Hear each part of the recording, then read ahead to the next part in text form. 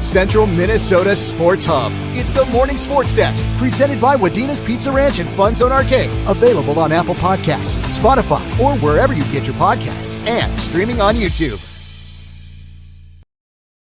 Powered by Pizza Ranch and FunZone Arcade in Wadena, this is the Morning Sports Desk. I'm CJ Baumgartner. That's Corey Tackman. Corey, a lot to get to in today's show. We are going to be talking about some updated softball brackets. Who's winning? Who's continuing to play? What do these next round matchups look like? We do have some playoff softball today as well. We're going to preview what's coming up on our broadcast schedule with a Highway 71 rivalry being renewed in the second round of playoff action. We're also going to debrief the Wolves season and ask the question, do big changes need to be made? That's all coming up. But first, Corey, let's talk about the good folks over at the Pizza Ranch and FunZone Arcade in Wadena on Cinco de Mayo month. Yeah, all May long, you can get a large Texan taco for just $13. It is the pizza of the month at the Pizza Ranch and FunZone Arcade in Wadena. Loaded with bold flavor and fan favorite toppings. It's a deal too good to miss. Grab yours before this limited time price disappears. All month long, $13 for a large Texan taco pizza. The pizza of the month at the Pizza Ranch and FunZone Arcade in Wadena.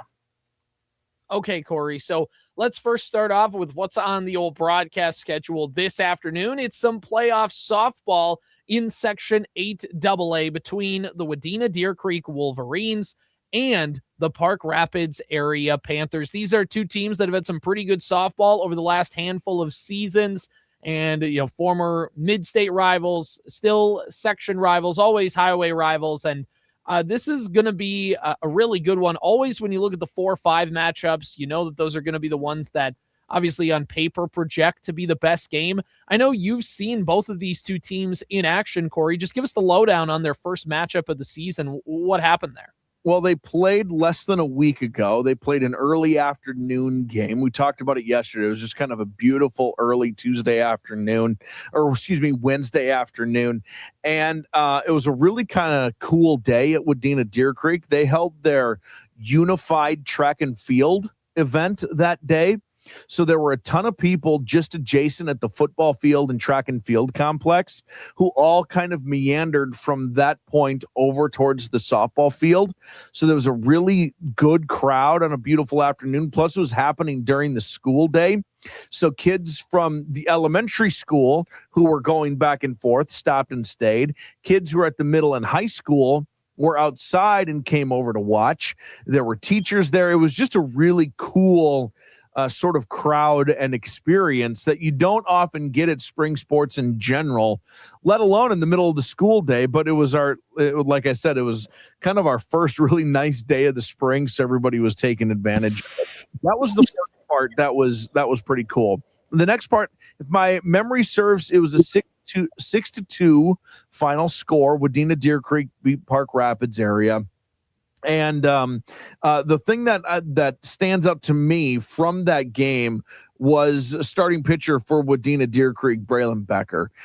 She just pitched wonderfully. I don't remember how many strikeouts necessarily, but she only gave up 4 hits, and she threw 10 ground ball outs in the game, which is just an unbelievable number. She throws the ball well. She throws a lot of strikes. And she's got a really strong senior defense, senior heavy, senior led kind of defense behind her. And it's the classic stuff, right? Throw strikes, trust your defense. She throws strikes and has a defense that is worth trusting behind her. So those were the things that really stood out to me. Was she threw the ball really well, she pitched really well, she got a ton of ground ball outs. And when you get that many ground ball outs, it's because your defense is executing behind you. It was windy at times. There were some really nice defensive plays in that game. Lily Parker in left field made a long running catch into foul territory down the left field line. Jada Dykoff made a diving stop in the hole at short. There was no play at first, but just the fact that she was able to get a glove on it at all and sprawled out for it was really impressive. Ashley Pavick at third made two, I thought, stellar defensive plays, one on a bunt. And you know where you sit at the Wadena-Deer Creek softball field, CJ, you're up the line a little bit. So as you are looking towards home plate and watching the action, that third base is just in your periphery or maybe just outside of it. So as the pitch was coming, the batter showed bunt, and out of nowhere, Pavick came running in, kind of into view to make the play at home. And then she also made a great, it was a one-hopper line drive right up the line that she backhanded and made the throw over to first. So those were kind of the stories that I remember most from that 6-2 victory. Again, that was last Wednesday, less than a week ago. Yeah, a lot of things happening there. And as we kind of take a look, let's take the 30,000-foot view here. Wadena-Deer Creek 18-3 overall on the season. They finished 12-2 in the Park Region Conference, where they back-to-back seasons took the conference crown. They're 7-1 in Section 8AA, with their lone loss being a 6-2 to DGF in Glendon back on April 20th.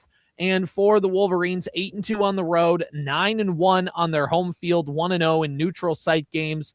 They're looking to take on, again, a team that they beat, just like you said, about a week ago, Corey. Park Rapids area is 15-8 on the season. They are 8-8 in the Heart of Lakes Conference. They end up kind of finishing about smack dab middle in where that wraps up. They finished 10-5 in the Heart of Lakes.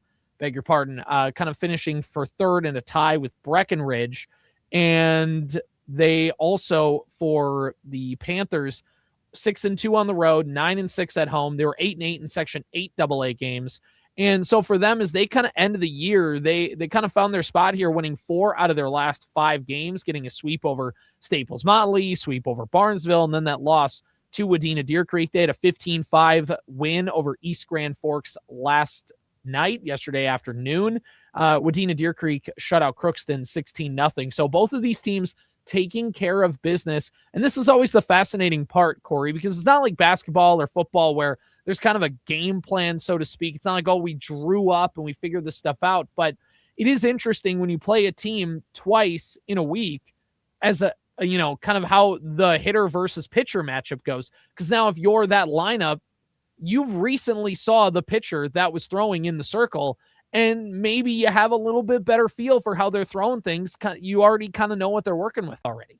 Yeah, I mean, it's the classic. You're familiar with them, right? You're not. Sometimes you get into these tournament games, and certainly once you get to the latter stages of it, you're running into people you've never seen before. It takes an at bat. It takes one time through the order, maybe to kind of settle in. But both teams put the ball in play quite a bit. I know I said Park Rapids area only had 4 hits, but you heard me say they had 10 ground ball outs. Like, they put the ball in play a lot. I think there's going to be a decent amount of familiarity and being comfortable in the batter's box, which is really going to matter. It's going to require good defense again here today, CJ, as the playoffs go.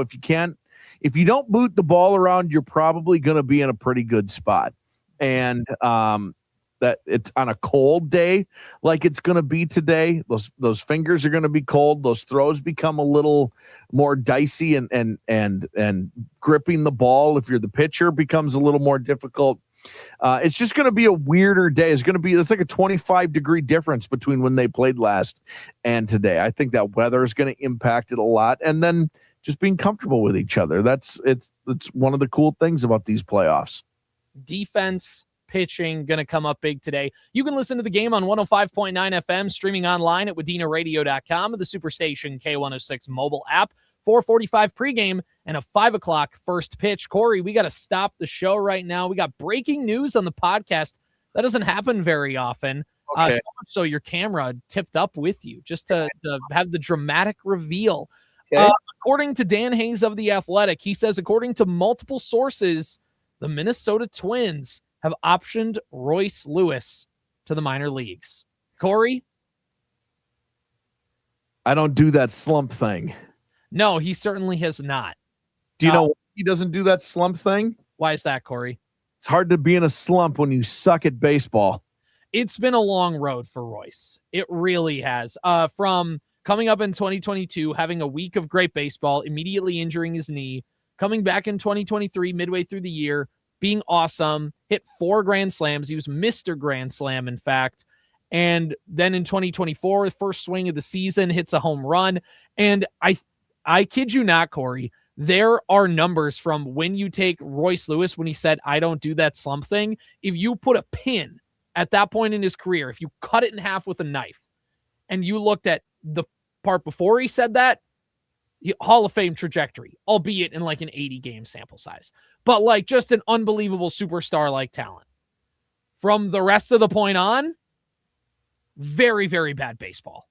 Really bad baseball. And it's not even like, let's compare to some previous third basemen that have come through the Twins ranks, right? Like, it's not even like Nick Punto, where at least you could be like, well, the guy plays pretty crazy defense.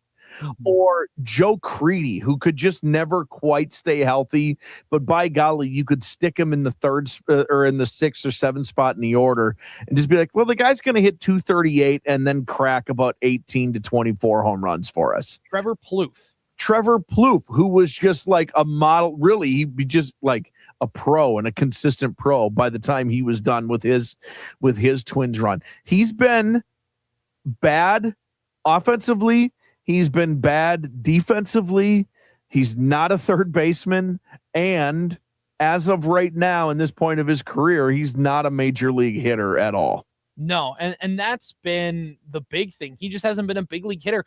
And I know that, remember, he got hurt at the beginning of the year. There was a lot of talk about Royce in the lineup and kind of how do you handle Royce Lewis? Because we all knew he was coming into a big year, not just because, 1 year of arbitration, like you could get a big raise if he plays well, all that stuff.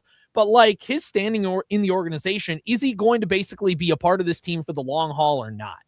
And there was talk of how do you handle that? How do you empower Royce? How do you do all that? But at the end of the day, Royce just has to produce. And he got, he had a couple home runs at the first couple weeks of the year, had some decent results, and then he got hurt. And then since he's came back from the injured list, he's hit 1 home run in like a month's worth of games, and it's just been not great. And for Royce, he was in that rehab stint, and he hit a couple home runs in St. Paul, and everybody's like, oh, Royce is picking up right where he left off. He's going to be good. And I just watched that home run swing as it happened. First of all, it's a rehab stint. Royce should be crushing the minor leagues. That doesn't mean anything to me. We've already established, like Royce has done this before. He's been in the minor leagues and hit well. That's not the problem. The problem isn't can he crush AAA. The problem is can he just hit in the majors? Because if you look at the swing where he hit that home run on in AAA, it is all arms, Corey.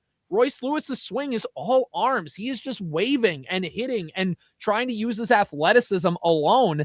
And for Royce, your athleticism can only get you so far in baseball.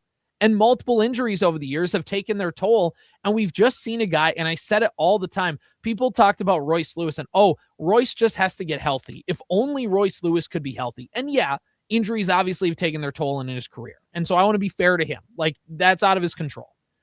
But it doesn't mean they didn't happen, and it doesn't mean it hasn't affected his ability. Exactly. You're not the first person to get hurt and still be a successful big leaguer.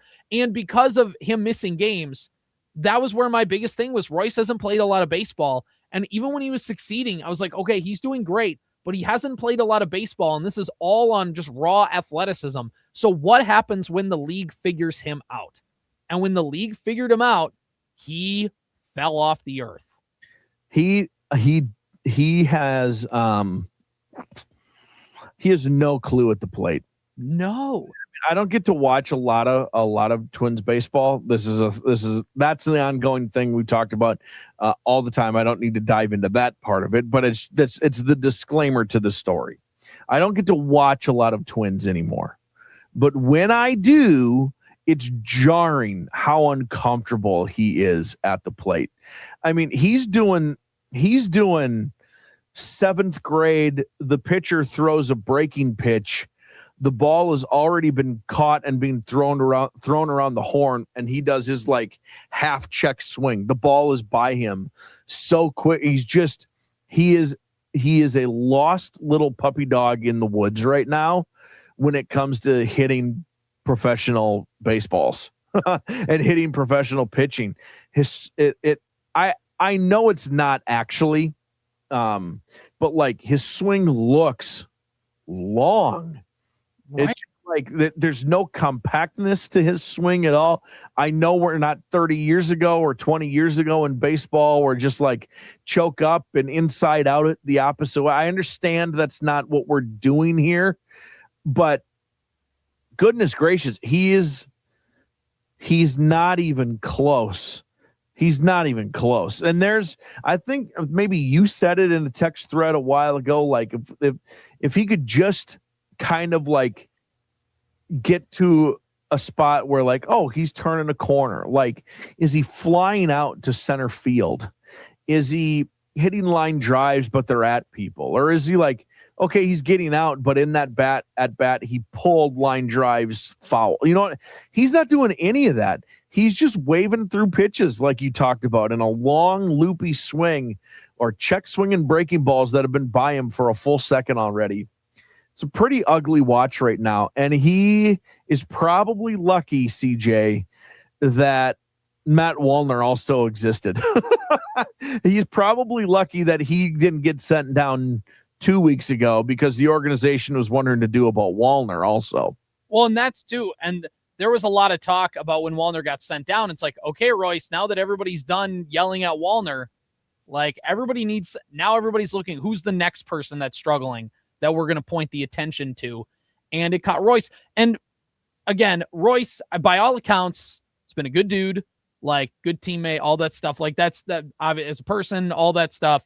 I want to get that out. He's been a spark plug in the lineup when things have been going great. Like in 2023, they talk about the energy he brought in 2024. Like all of that stuff is true. So I don't want to just sit here and rag on him for the entire time. Like he's, you know, I want to be fair. Good people though. There's fair, but there's a second point I got here. But Royce hasn't done himself any favors when it comes to when there's a microphone in front of you or a recorder in front of you.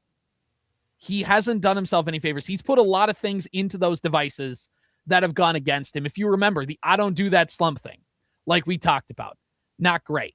If we remember at the end of 2024, there was a cryptic comment he made of, oh, I didn't realize it was up to us cheap guys to be the ones to put us through. Kind of felt like a shot across the bow to like a Carlos Correa being like, oh, I didn't realize it was my responsibility to pick up the team, which I understand your frustration, Royce, but you're a number one overall pick. But also, then there was about a few weeks ago, and this is really when things started to turn up for Royce. He was quoted by Dan Hayes of The Athletic, Betsy Helfand of the Pioneer Press, saying like, I know there's people in the organization who are hoping I fail. And I'm paraphrasing a little bit, but hope I fail. And people inside the organization want that to happen was kind of the gist of it. And I mentioned at the time, Royce, nobody in this organization wants you to succeed more than the front office. They drafted you number one overall. They brought you up here. They want you to succeed. Nobody wants to rush you out of here because if they trade you, it's going to be for pennies on the dollar. And if you want to get traded, well, they want you to be really good so they can trade you for a lot. Having you fail does nothing for this organization, only sets them back. And he feels like a guy who's very, and when it's great, emotional.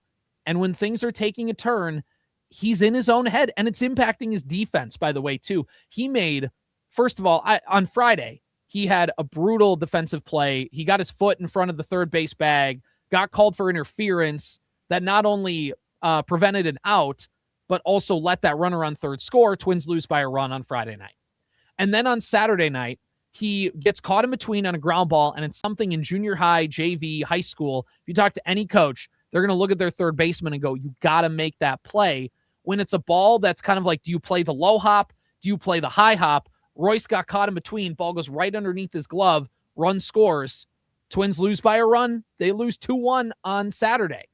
And so not to pin it all on Royce for those two games, but two brutal defensive plays that cost literally runs on those plays, and your team loses both those games by a run. You're already not in a great headspace mentally. It's not helping because of your play at the plate. And now it's impacting your defense. And then, like you said, the plate discipline, Corey, he just has no approach up there. It's not doing him any good to be at the major leagues.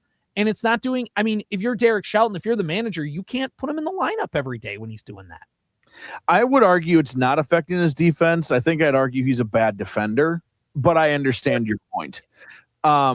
Isn't it funny? I think about this. Was it 2 seasons ago or 3 seasons ago? You and me and Zeke, we did a big Twins season preview podcast for Morning Sports Desk. And one of the things we talked about in that preseason kind of preview for the Twins was all of the depth that the Twins had, especially in the infield, right? At that time, it was Royce, it was Jose Miranda, it was Here Comes Brooks Lee, Correa was a part of the mix. Was maybe Polanco still around? I can't remember if Polanco was still around. Oh, Julian is the one I'm thinking of. Yep. Julian, and then they maybe had like a Santana or someone like that running around. They just had a lot of guys that you like, well, if there's a glut here, they're giving themselves as many options as possible as an organization to like, maybe some of these will hit a Philadelphia process of sorts for the infield. Julian doesn't play here anymore. Correa doesn't play here anymore. Royce has been set down. Brooks is not good defensively. He has moments like Brooks Lee is like so far anyway proven himself to at least be a professional. But like it's a far cry from that 3 seasons ago, and now they're in this terrible tweener stage of organizationally they will never call people up early. But they might need to call people up early. But are they ready yet? Actually, are they actually ready yet? Or are they just the best option, which is not great, right? Mm-hmm. Sometimes in high school sports, a freshman gets called up because they're one of the top 15 players in the basketball program. But that doesn't mean they're a varsity basketball player yet. No. There's this weird tweener stage, and you know better than I do, and obviously there's people who know baseball better than you and I do that might have an opinion on like a Culpepper, for example. But like, is he actually ready, or is he just better than Royce?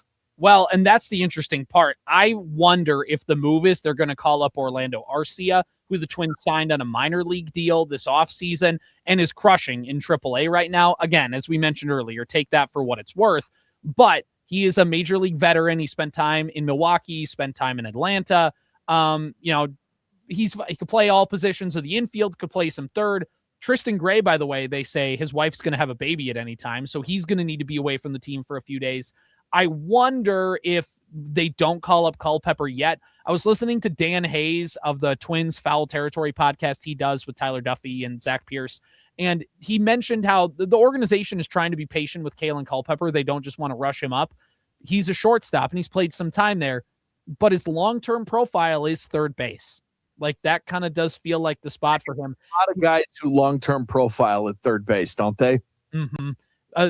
You draft him as a shortstop, and at some point you're going to need to move off of that position. And he profiled his arms a little better, maybe, profiling a little better as a third baseman than a shortstop, although he can do both.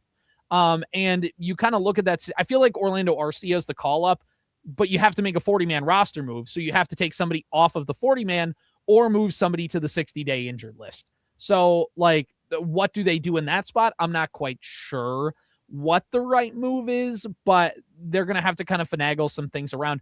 It doesn't sound like the organization is ready to call up Kalen Culpepper yet, but maybe they do. Maybe they decide, you know what, forget it. He's crushing at AAA, and he's in a different spot than Royce. Royce was a high school, and this also, if you go into Royce Lewis, he was drafted out of high school as a raw toolsy player out of California, Sierra High School in 2017. Plays in 2018 and 2019, and then in 2020, no minor league season because of COVID. In 2021, he hurt his knee sliding on some ice in his driveway in Texas. And then tried to play and then hurt it again, whatever. Missed all of 2021 due to injury. And then in 2022, played up until Memorial Day weekend, tore his ACL, out for all that season. And that's to the extent really of his minor league development.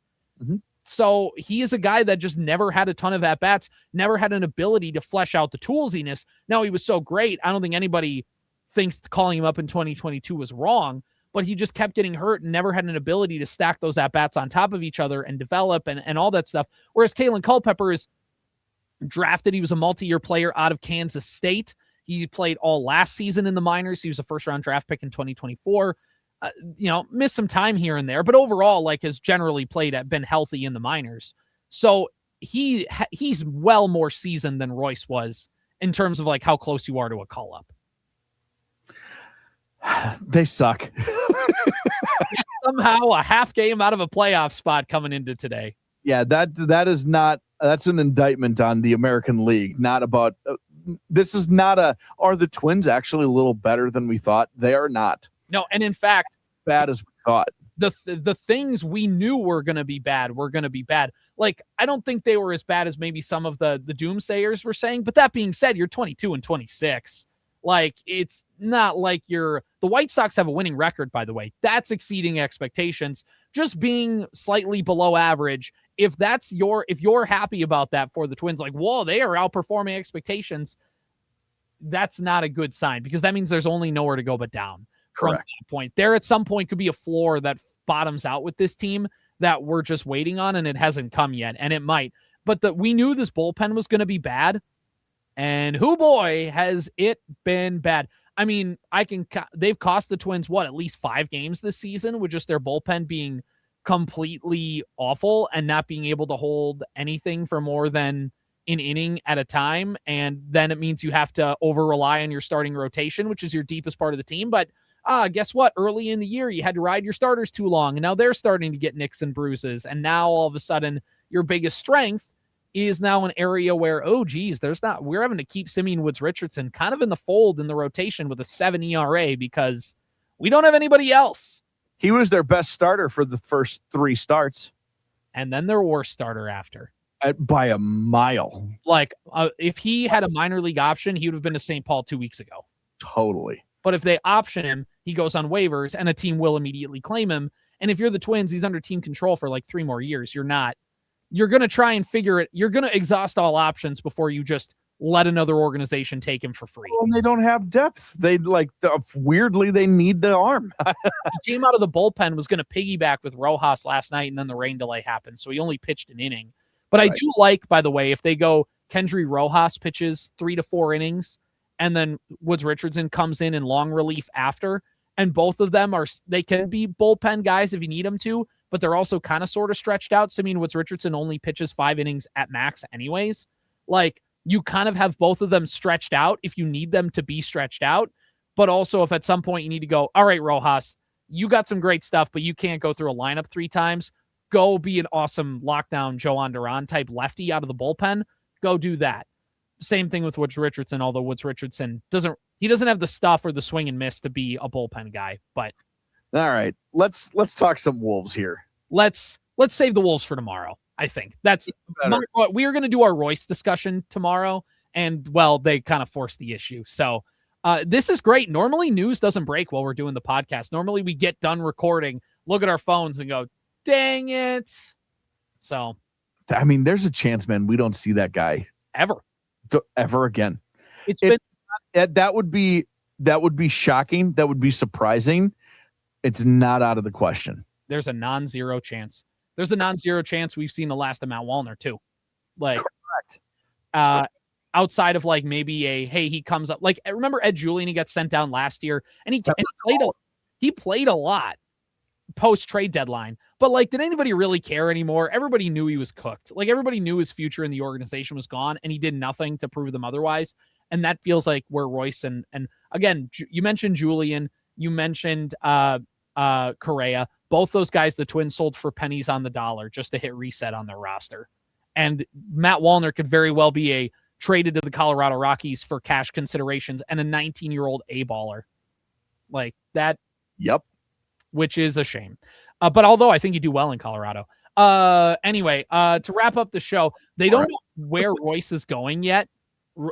Dan Hayes of The Athletic said he's been optioned, and he said they said he's been optioned. There has been no distinction that he's going to AAA. And I said this on my Locked On Twins show, which you should follow after you're done listening to this.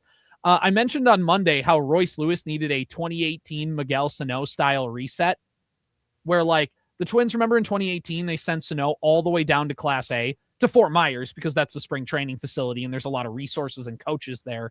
And they're like, you're going to go down there and we are going to work on some things. And he was down there for months and he came back towards the end of the season. And then in 2019 hit 1 million home runs. So, and then was a league average player the next couple seasons and then eventually fell off. But yeah, I think that's probably the best case for Royce. And one last bit is for him to go down to like Fort Myers, do a deep reset and work on, like we talked about, the mechanics of his swing deeply. But one last thing, if you put side by side, not just raw production, but if you like the averages, the on-base percentages, the weighted runs created plus, the OPS pluses, WAR, all of that stuff, let's say Royce Lewis's Twins career is, for all intents and purposes, done. Miguel Sano was a more productive Twin than Royce Lewis. Like, you showed me those numbers. Not even close. They're not even close. Miguel Sano is a way, way, way better professional baseball player than Royce Lewis. And everybody hated Sano after 2018. This is the indictment of, like, we're not saying the Twins are having a good year because they're half a game out of the playoffs right now. It's an indictment on the American League. This is not like, oh, so are we being unfair to Miguel at the time? No. We're right. The criticism of Sano was fair, although maybe a bit of Miguel Sano's career. Royce is worse than that. Right. And by the way, both were top prospects that burned super bright as soon as they got called up and burnt super quickly. Yep. So anyway, Morning Sports Desk, powered by Pizza Ranch and FunZone Arcade in Wadena. We'll see you later. Powered by Wadena's Pizza Ranch and FunZone Arcade. Follow the Morning Sports Desk on Apple Podcasts, Spotify, or wherever you get your podcasts. And watch every show on YouTube.